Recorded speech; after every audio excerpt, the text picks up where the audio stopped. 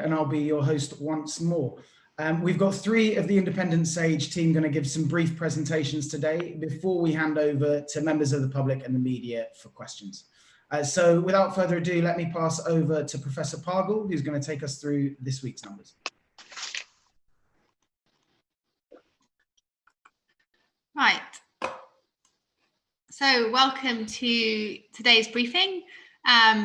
Today we've combined data from the government's daily figures and their report on NHS test and trace. Unfortunately, neither the Public Health England weekly report nor the ONS weekly report have been published yet. They're normally out on a Thursday, and I normally put them in here, but they're not out. So today I'm just going to go through the number of new deaths, the number of new infections, and then spend a bit of time kind of really going into the NHS test and trace results. Mainly because, as we say every week, it's just such a crucial system to get right, especially if we're trying to drive down to as few cases of COVID as possible. So the number of new UK deaths per day, this is still coming down slowly, but that's good news. There were 66 recorded yesterday, all in England, compared to 82 a week ago. Now looking at the number of new confirmed cases. So this is people who have had a positive test for COVID. So it's not everybody who's got an infection. But we can really see that over the last 2 weeks, it's basically flatlined. And we had 642 recorded yesterday and exactly the same number a week ago. So although new cases were declining, that decline has definitely now stopped. And what we can see from other countries is that it's taking somewhere between 4 to 5 weeks before you can see the impact on new cases of easing measures. So we started easing kind of June onwards, and we've eased quite rapidly. So over the next 2-3 weeks, we really need to keep an eye on new confirmed cases. So last week, we kind of said, why don't we try and aim towards zero COVID? And we suggested that one new confirmed case per million people would kind of be a reasonable elimination threshold. So I've looked at that for each nation, averaged over the last week. And you can see that actually, apart from Wales, every nation has gone slightly up. England's at almost 10 per million. Scotland and Northern Ireland have only gone up a little bit. Republic of Ireland, which I've included because for zero COVID strategy, you really need the UK and Ireland to have a combined strategy, has gone up quite a lot over the last week. How many new infections? So as I said, confirmed cases is just people who've had a positive test. And there'll be plenty of people who never get a test, either because they never get symptoms or they don't realise they have COVID or they just don't want to. ONS is normally considered the gold standard for numbers of new infections, but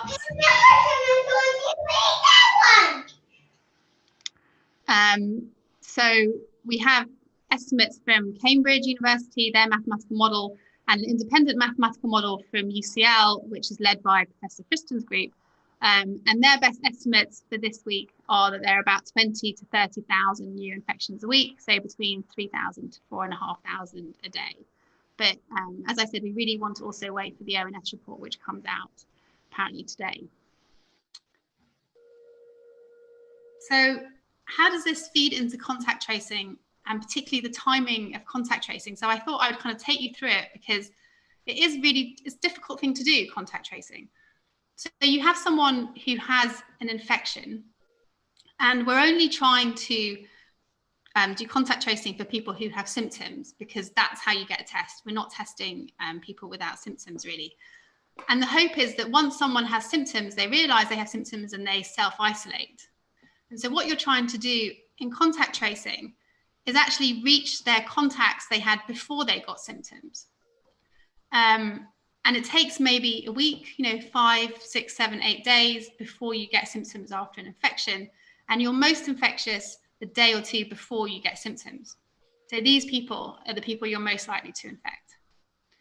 So say this person infected 2 people just before they got symptoms, one of whom will go on to develop symptoms and one of whom will never develop symptoms, but can still infect other people.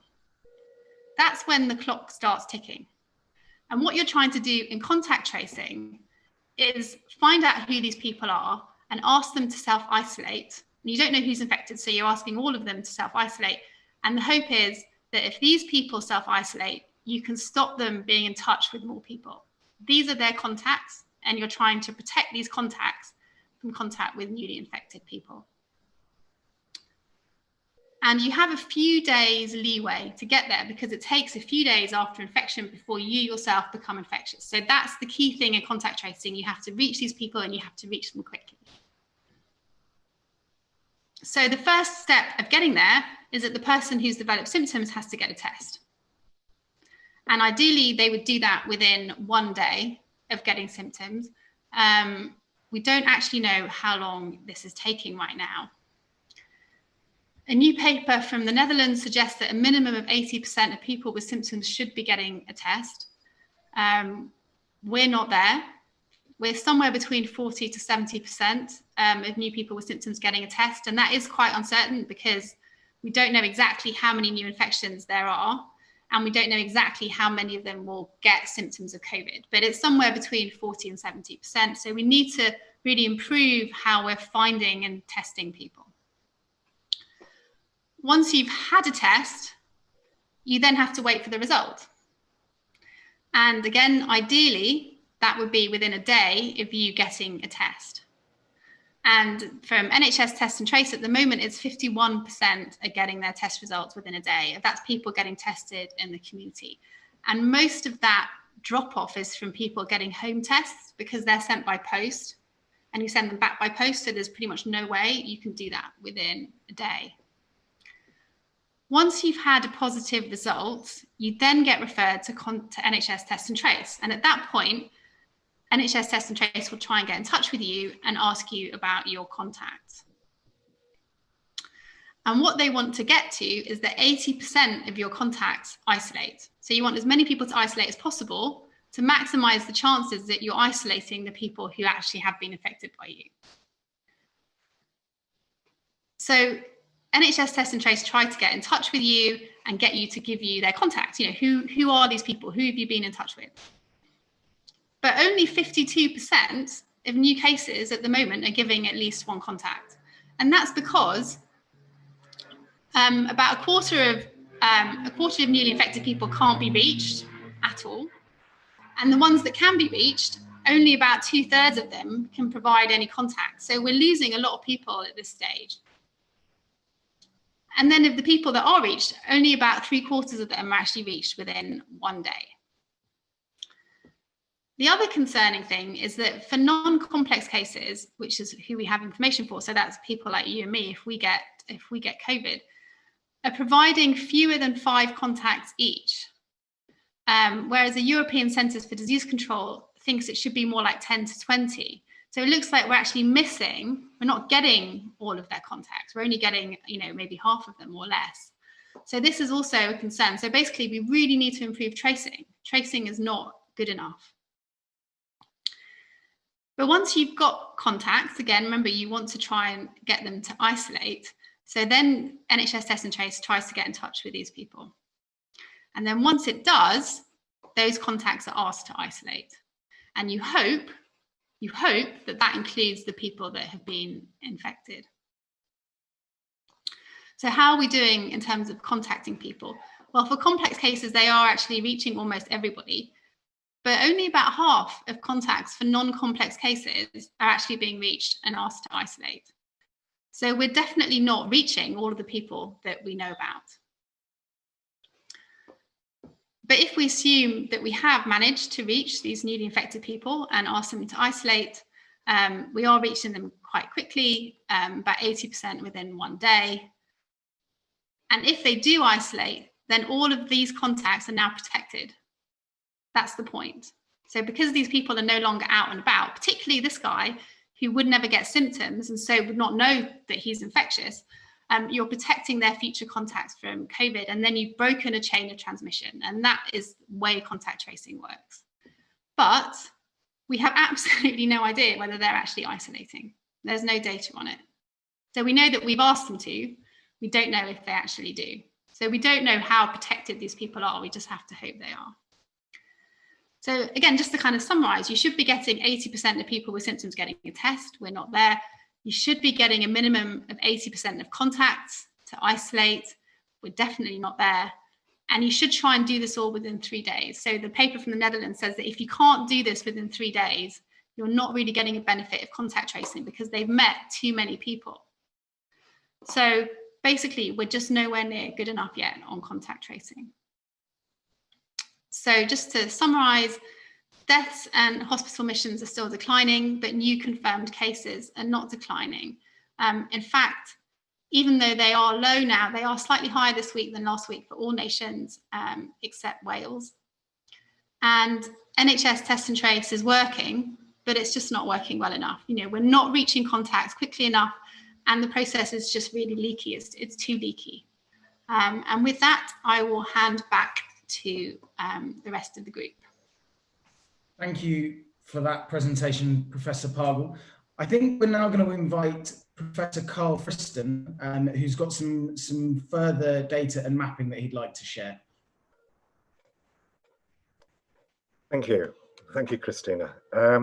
We thought this would be a nice opportunity just to revisit some of the numbers, and in particular, the quantitative importance of testing and tracing from the point of view of the quantitative modelling. So we're going to use as a vehicle, just to rehearse some of these points, the UCL dashboard prepared by my colleague Guillaume Flandin.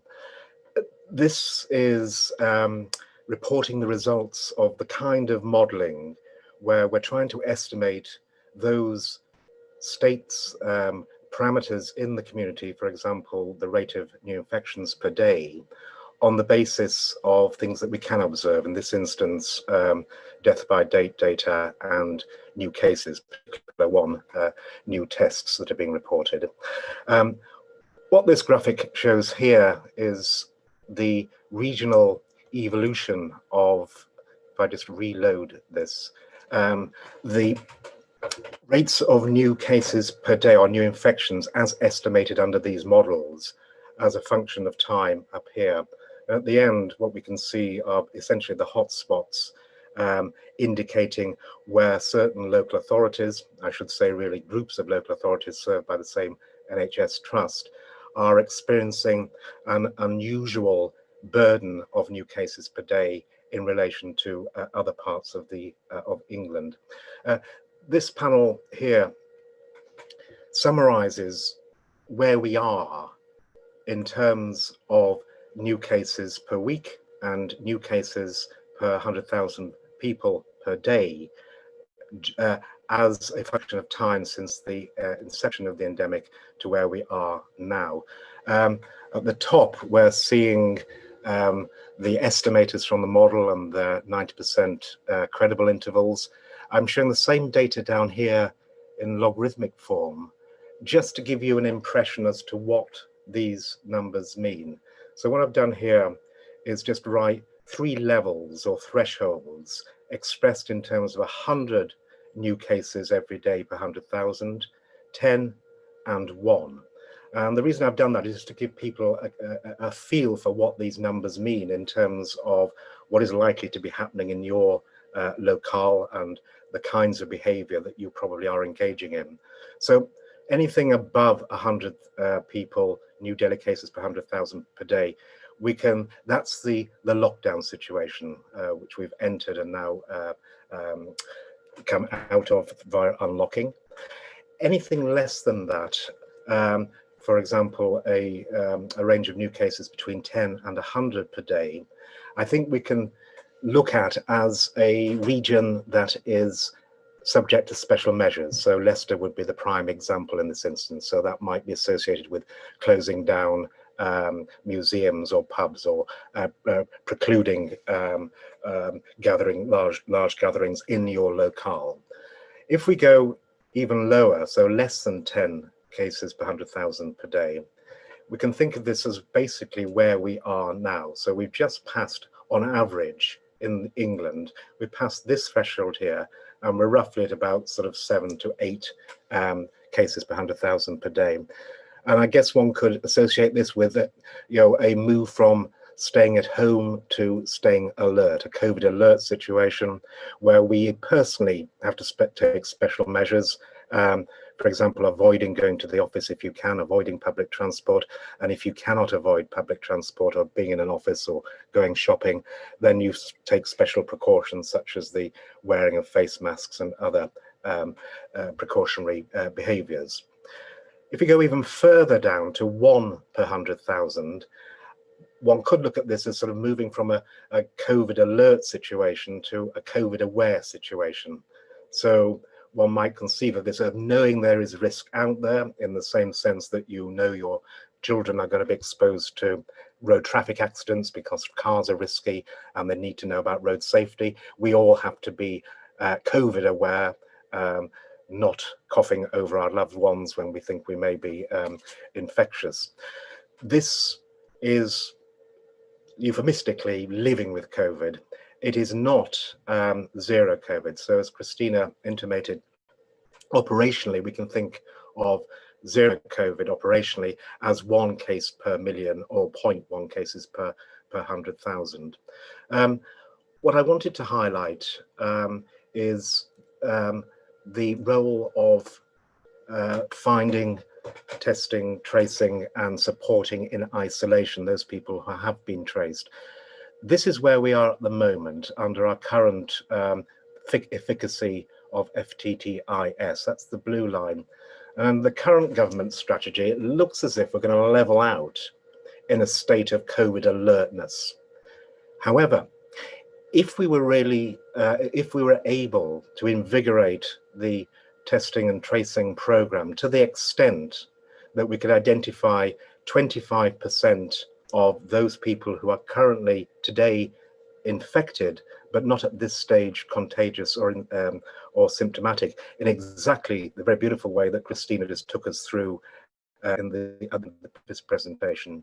If we could just identify 25% of those people, then we can accelerate the move from this COVID alert to this lower threshold where, on some readings, we could live with COVID, qualifying that by this is not a zero COVID or elimination or a suppression strategy, but it would certainly take us down to this threshold by the autumn, by September. And clearly, every little helps in the sense that the more people you can identify, the more that this curve will be suppressed.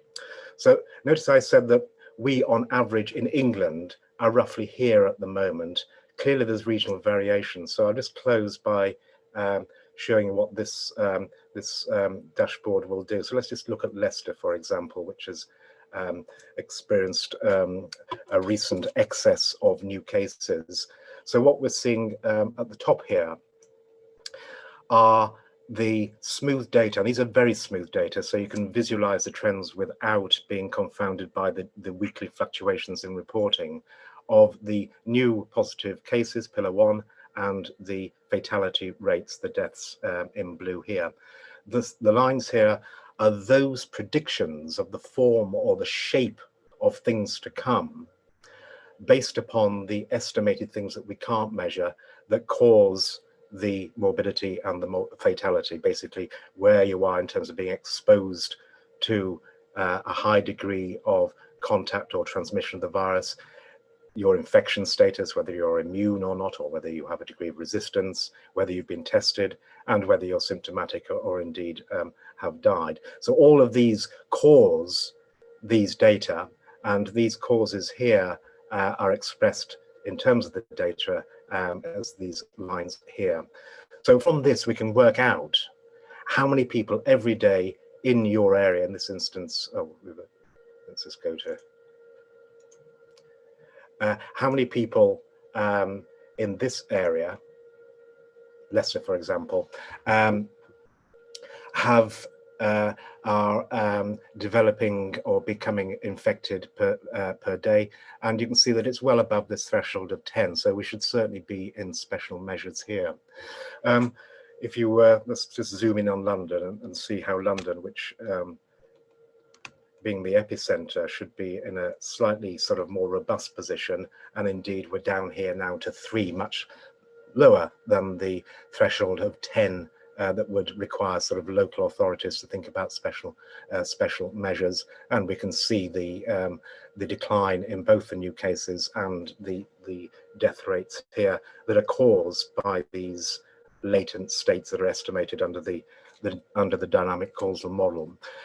Just to close by noting the thing under this model that's precluding a resurgence or a second wave are these 2 things here, these 2 states here, the state of immunity, population immunity, and the probability that I will expose myself to a high risk of contact, either by being in public transport or by being in the office or at work.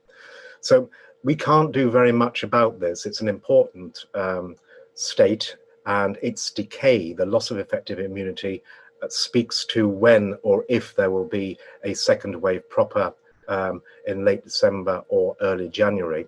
However, we can moderate this cause here because much of our individual behavior determines the probability that we'll be exposed to an infectious contact, and if we are, then the transmission strength of the probability that that contact will result in me being infected or me infecting somebody else.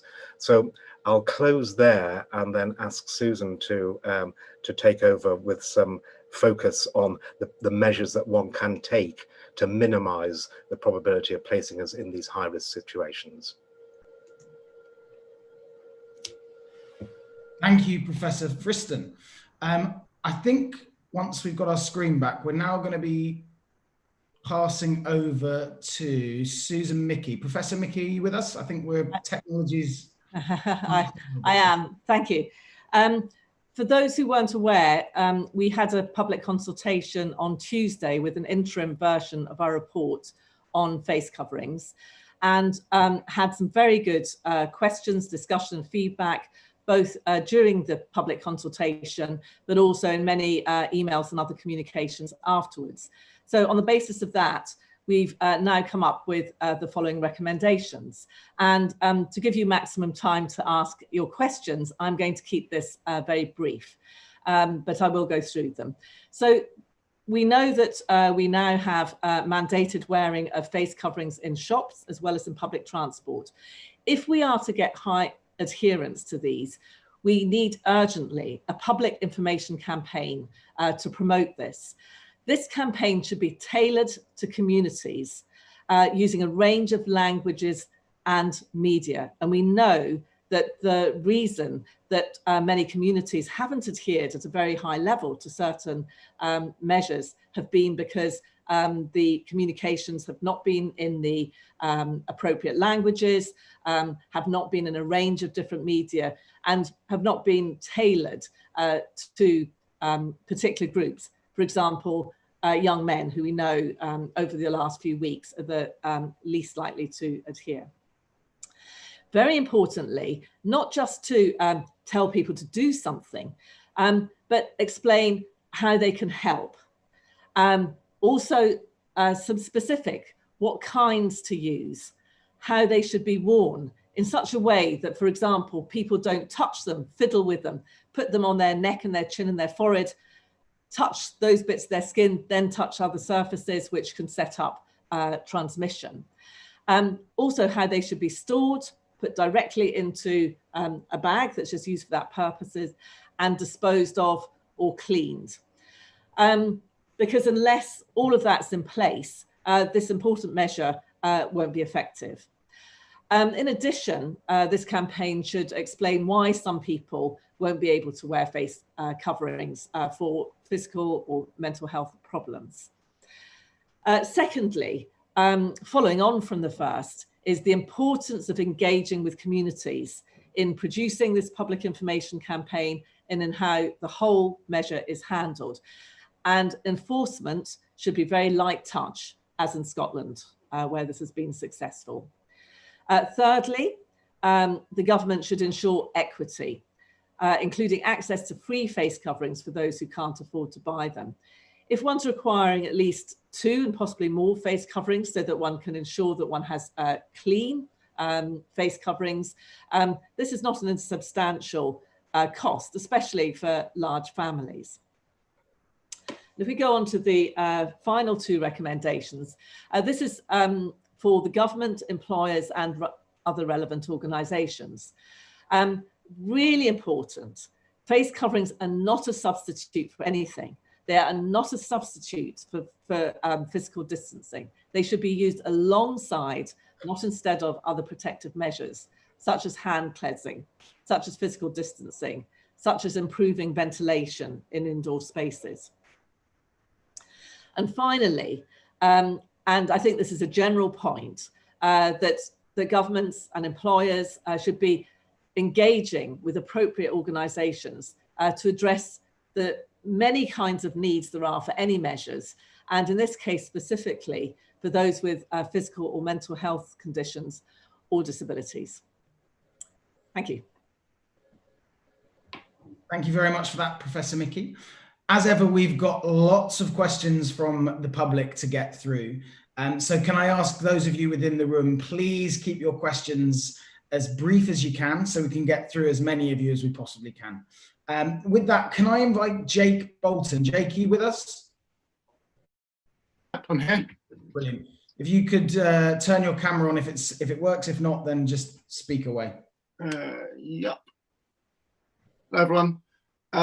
So my question has changed slightly from when I wrote it, as it's about the events industry, and I've just had the update from the government about them being able to start in October. The question is kind of the events industry, it's struggling right now. There's no extra support. And until October, our entire industry is kind of illegal. In other countries, we're seeing them start to open up and allow events, such as in Germany and France. Do you think that it will be safe and responsible to return to manage business events with enforce social distancing, masks and everything?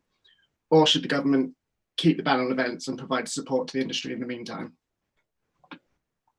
Thank you for the question, Jake. Events management, safe and responsible. Who would like to have a, if I don't see how, maybe I could go to Professor Mickey first. Would you like to come in on this one? Okay, well, this is really part of a bigger question about what the overall government strategy is. It's not clear to us currently what the government strategy is. Our view is the government strategy should be one of elimination before we get the seasonal flu coming in the autumn to prevent a second wave and to prevent the NHS being overwhelmed. So in those circumstances, we wouldn't support the opening up of any new activities that would increase risk substantially. And indeed, we would recommend that indoor pubs, for example, aren't kept open, because what we fear is that the more people have contact with other people over periods of time and not always keeping 2 meters distance in indoor spaces without adequate ventilation, transmission rates will go up again. So my view would be that the industry and other industries like yours should carry on being supported by the government, because in the long run, I think that will be the economically wisest thing to do. Thank you, Professor Mickey. Sir David, do you like to come in on this one? Yes, I just wanted to add to that. We are putting our threshold on the opening up with 1 new case per million. And we're at something like 10 times that figure now, as you've just heard. So we really are keen to see that we bring down the level of infectivity in the country as a whole, so that we don't see a big new spike appearing into the future. So that's the first thing I wanted to say. The second thing is we do feel that support needs to be given, and this is really what Susan was saying. Support needs to continue to be given until the government has managed the process. Otherwise, we really do face a difficult winter. Thank you. Thank you, Sir David. And perhaps a final comment from Professor Reichert before we move on. Okay. So yes, I mean, as everyone said, our notion, our philosophy is that by taking stringent steps in the short term and driving the infection down to a level which effectively gets close to zero, COVID will be more able to open up more fully in time. So this isn't trying to increase economic damage. This is saying actually the best way of mitigating against the economic damage is to get to a point where we can open up properly. Clearly, I mean, in terms of events, indoors versus outdoors is a very major issue, and there's a much greater concern for indoors and outdoors events. But finally, and hopefully constructively to help you, a number of us have been involved in work with the events industry to help the events industry in terms of being able to maintain a distance between people. And in fact, the Crowd Safety magazine for the events industry has just published an article on that. And if you're interested in the details and how we can use science to help maintain social distancing when it's possible to reopen, do please get in touch. Thank you for the question, Jake. I am now going to turn to Nikki Cook. Nikki, are you with us? I'm not sure. Nikki? Okay. We'll try and come back to Nikki. Let me pass over to a question from Twitter. Somebody's asked us, Matt Hancock is ordering an urgent review of the daily COVID death statistics produced by PHE after it emerged that they include people who've died after they'd recovered from COVID. Does Independent Sage think that these figures are inaccurate? Perhaps I could come to Professor Pargle first on this one. Sure. So what happens is that in Scotland and Northern Ireland, they count as a COVID death anyone who dies within 28 days of a positive COVID test. And in what PHE is doing is saying anyone that dies at any point after a positive COVID test is counting at the moment. Now, as time goes on, that will become an issue. But actually, if someone's recovered from COVID, say, they got it in mid-March, recovered early April, the chances of them then dying from something completely different in the last couple of months is quite low. So I don't think, it has caused a massive distortion. At the moment, it should probably go in line with Scotland and Northern Ireland and do it within 28 days of a test. Now, for Matt Hancock to suddenly be launching a massive inquiry is odd. I mean, the Department of Health website says quite clearly how each country's doing its death calculation, so it shouldn't be a surprise to him. That's what I find really odd. I think that's a pretty fulsome answer. Unless anyone has anything to add on that, I shall move on. Okay, I'm hoping we have Dr. Jake Suet. Dr. Jake Suet, are you there? Yes, good morning. Thank you. Can you see me okay? Indeed, go ahead. So thanks for inviting me to ask my question, and thanks for the important work that you're doing. I was just wondering whether or not you could discuss the emerging picture that a significant number of people with COVID-19 and suspected COVID-19 are having persisting symptoms. Patients often report the emergence of new symptoms late in the disease course and fluctuating severity of symptoms. Duration of symptoms also appears unrelated to initial disease severity, and therefore a very large cohort of affected people in the community may not be being detected in current epidemiological studies such as the FOSP COVID study. Would you agree that in order to properly address this issue, a scientific approach is vital with epidemiological studies that capture the non-hospitalized cohort 2, as well as mechanistic and treatment studies? Thank you. Thank you. I wonder if I might come to Professor Kunti first and then maybe Professor Costello. Yeah, the FOSP study, as you mentioned, that's been led from Leicester. That's going to look at the severe COVID patients, and it is an epidemiological studies as well as other interventions that may occur as part of that study. But there is some data that's emerging in terms of people who do not have the severe disease as well. And there's some surveillance that's occurring using routine data and primary care data. So we will have data that shows what happens to these people if they were positive or they had suspected COVID within a primary care diagnosis, but weren't admitted to hospital. But you're absolutely right. These patients, the patients who are having the most severe symptoms post-recovery are the patients who have been admitted. We know COVID is a multi-system disorder. It affects the kidneys, it affects the heart, it affects the lungs. And the recovery is very, very long. And the common symptoms, and we're seeing these coming from data from China, who've had it the longest, is tiredness, depression. All of these symptoms are continuing for months. And so these people will need a lot of support, both in primary care and specialist care as well. Thank you, Professor Kunti. Something to add, Professor Costello? Yeah, just to say, I endorse that. Jake, it's a great question. And I know several people who have had very long-term effects from this. They weren't in hospital, but they're saying this is really affecting them in all kinds of ways. There's an economic impact here of productivity issues to be looked at. And there's the long-term economic impact of rehabilitation. And there's the burden on the health service. And my own example is my wife had a heart attack a month ago, which the cardiologists now think is related to COVID, although she didn't have a swab test at the beginning and her antibody status is negative, but that doesn't rule it out. And she had normal coronaries. So I think there are a lot of conditions out there that may be related to this.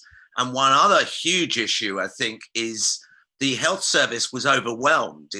Well, it may not have been overwhelmed, but it was severely affected by this whole pandemic and remains so. And I suggest you go and read the really moving article in The Guardian. I don't know if you've mentioned this already, published by Professor Val Curtis, who has terminal metastatic cancer and who had to endure intolerable waits to get treated and seen during this whole episode. And I think we shouldn't underestimate the impact, particularly on cancer and cardiovascular disease, and the epidemiological studies need to be done to look at those impacts as time goes on. Thank you, Professor Costello. We are now going to move to Louise Allen. Louise, are you with us? Yep, I'm here. Well. So my question is, can you see me? I don't know if I've got the camera on there. Not at the moment. Okay, here we go. Hiya, thank you. Yeah, we've got you. Hiya. So there's sort of two parts to my question. So first of all, thank you for allowing me to ask. So I have a thrombophilia, which is factor V Leiden, and I'm concerned with contracting COVID-19 due to the reports of blood clots forming in patients, particularly those patients that are in ICU. I'm returning to work in September, and I have a 3-year-old son who cannot socially distance. So my questions are, what advice would you give to me in my current situation? So would you send your child back to nursery given the current infection rate and my thrombophilia? And do you know if there's any links at all to hereditary blood mutations such as factor V, or any research that's going into that? I'd like to come to Professor Kunti first, if that's okay. He's smiling as if he maybe doesn't want this one, but no, sorry. I know it's quite specific. It is very specific, Louise. In terms of specific, I cannot answer that question for sure, but we do know, and everything we've been saying for a number of weeks, that we really need the rate to be so low, so the transmission rate is very low before we can get people to school, to work, etc. And we're not there as yet. So I think we need the environment to have the lower rates for everyone to be safe, especially people who are at high risk like yourself. Now, in terms of your specific condition, there is a study that's going in Oxford, and we're part of that, where there's going to be a tool using the Q-risk score to develop a score for people if they contract COVID, what's their risk of having severe COVID? Now, that will have a number of conditions that will be as part of that risk score. So it'll have age, sex, your other comorbidities, including some of the rarer comorbidities. But I will certainly take that back to the team to see whether some of the rarer conditions. The problem is because the rarer conditions are so uncommon, it's difficult to predict the risk And if what we can do is basically try and eliminate the risk from your environment. And if your child is a risk of getting the disease, then really we shouldn't be putting you at that risk. Yeah, thank you. Does anyone else have anything to add on that one? Or I think that was a pretty fulsome answer. So I hope that's helped, Louise, and we can certainly ask Kamlesh to come back to you with more information if it's available. That would be brilliant. Thank you. No problem. Can I invite Nicola? Nicola, you're in. Are you with us? I am with you. Hello, can you see me? We Hello. can. Thank you very much. I run a social care charity. And so far, we've managed to keep all our staff and clients safe and well. And we have registered care homes, women's refuges, supported housing across quite a wide geographical area. So I'm now keeping a very simple spreadsheet based on the government's daily dashboard to help me try to predict a second spike in the lower tier local authority areas in which we work. And looking at this, my question is, so if a town like Portsmouth with high population density has 0 confirmed cases for weeks and weeks, and then I start to see they have 1, and then 3, and then 5, and then 7, and then 15, and then 20. At what point should I be expecting the local authority to even start to take some sort of action? Who would like to come in on that one? Perhaps Professor Costello can have a first go at this one. Well, I was going to recommend Carl, actually, since he has the data on local. But your question is at what point you take any action. Yeah. And that is a tricky one. I mean, if I was in your position and I was not a medic, I would immediately that you start seeing ones, discuss it with your public health team, because it needs to be turned into a rate. How dense is your population? How large is it? And at what point are they going to take action? But, you know, if we're pursuing a zero COVID strategy, one would want to take action quickly, I would have thought. But I don't know whether Carl would want to add to that. Carl, anything? Not to add very much. I mean, the analysis that I presented earlier on would suggest this sort of threshold of 10 per 100,000. But notice that this is 10 people out there that are acquiring the infection every day. Whether you're going to pick those people up or not is another question. So, as Anthony says, it really will be a question of data assimilation and implicitly some kind of modeling. The question for you now is, can you get that kind of estimate, a reliable estimate, at the geographical coarse grayness that you require? So the data that I was showing, you could certainly go to that dashboard, and if you email us later, we'll send you the link to that dashboard. You can click on Portsmouth and you can look at the trends and all the estimates, but those estimates are going to be pertaining to geographical areas that are served by your NH Trust provider. They may not be pertinent to making local decisions, you know, for this care home there or that woman's shelter over there.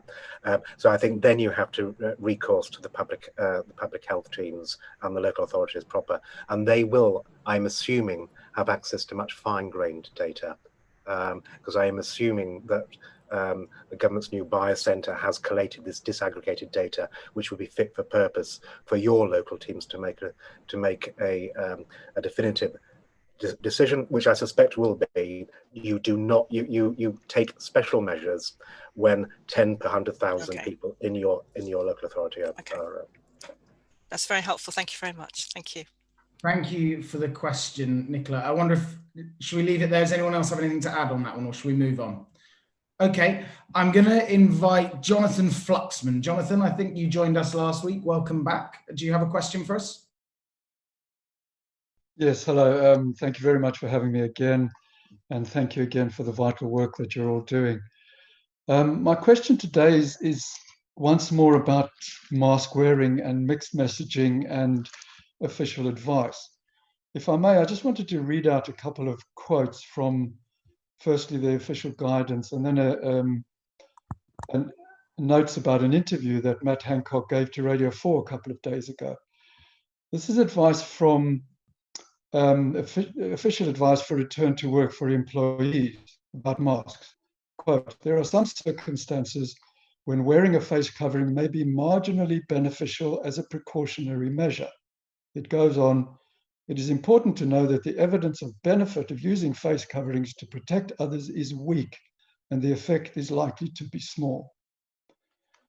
And then 2 days ago, Matt Hancock gave an interview to Radio 4 Today program, and he was asked about whether the government will be making mask wearing mandatory in offices. And he had this to say: no, that isn't going to happen. And the reason is that in offices, you tend to spend a lot of time with the same people.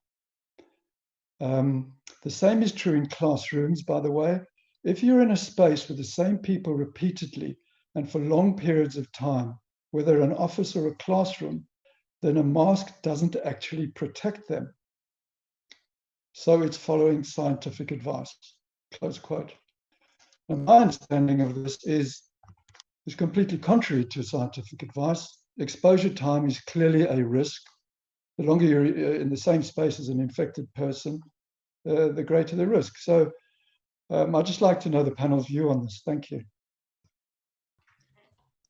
I wonder if I might come to Professor Mickey first.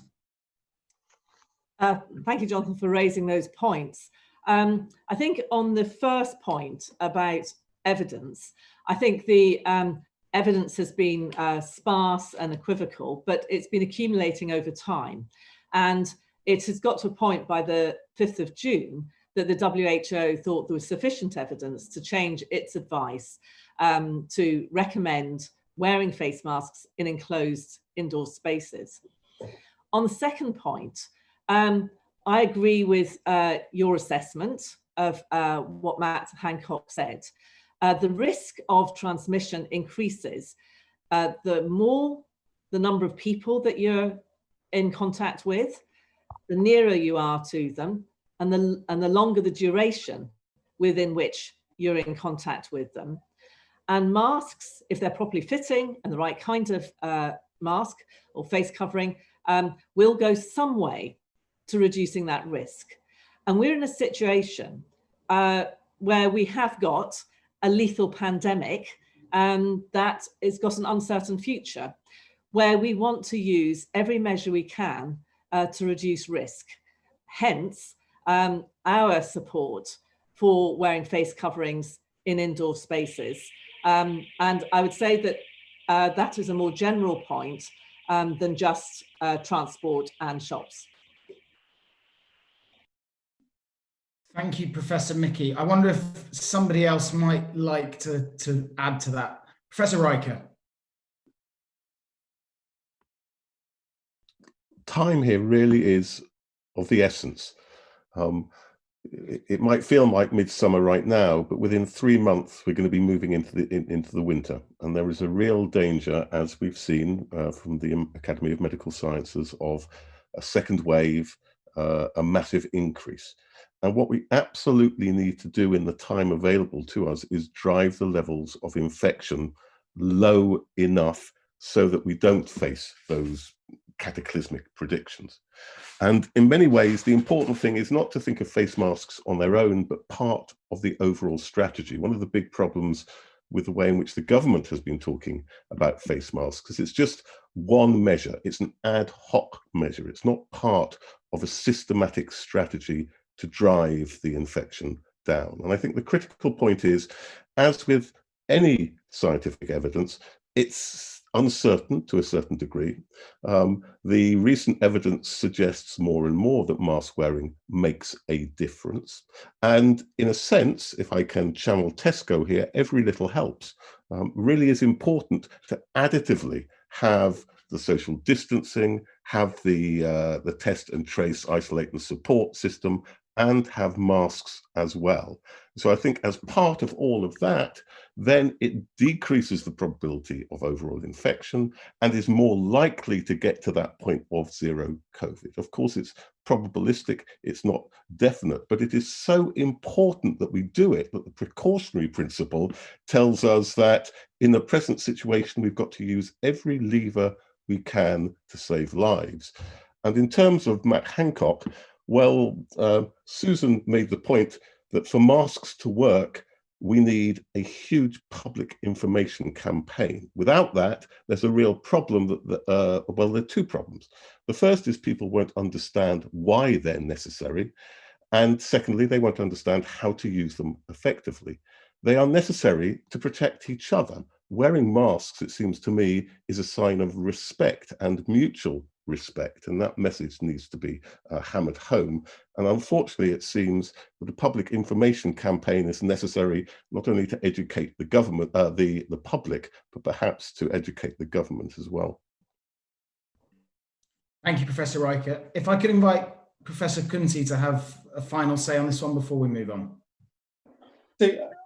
Absolutely, having masks in the work environment will help, as we've mentioned, with all the other etiquette of social distancing, hand hygiene.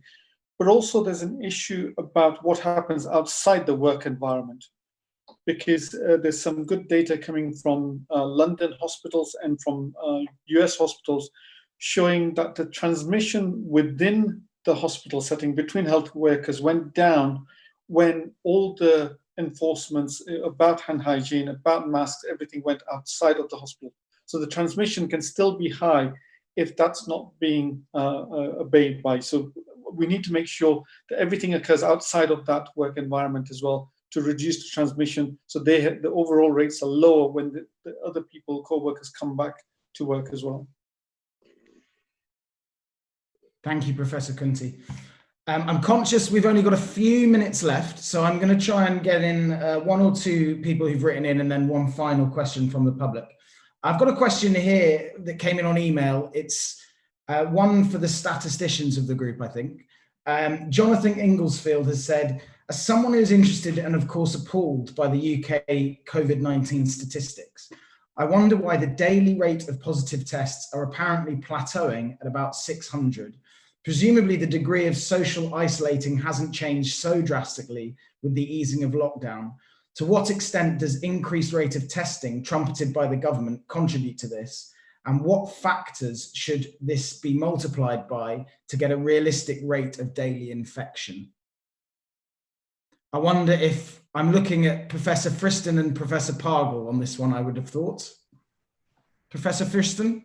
Yep, well, I'll let Christina collect her thoughts while I waffle about statistics.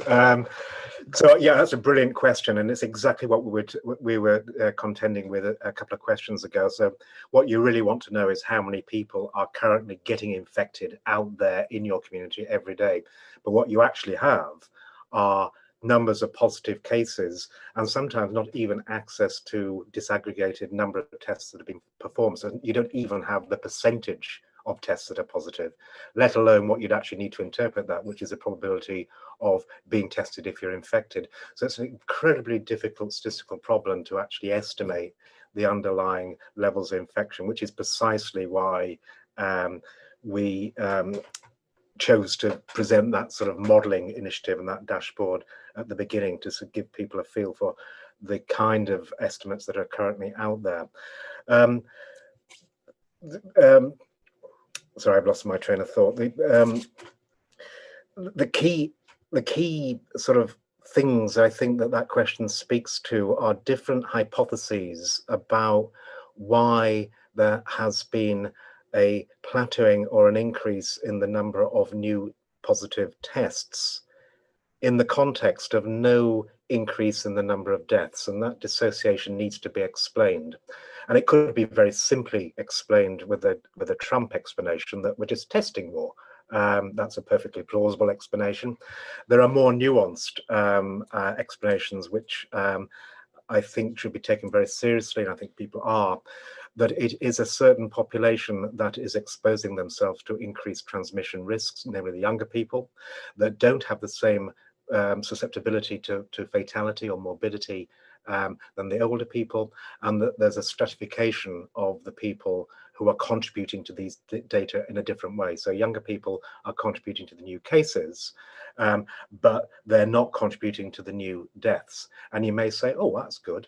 But if it's the case that we've heard earlier on, that there is long-lasting morbidity and conditions that do not necessarily result in death, but can actually result in long-term complications in young people, then that morbidity starts to become very important in terms of explaining this mismatch between new cases and fatality rates.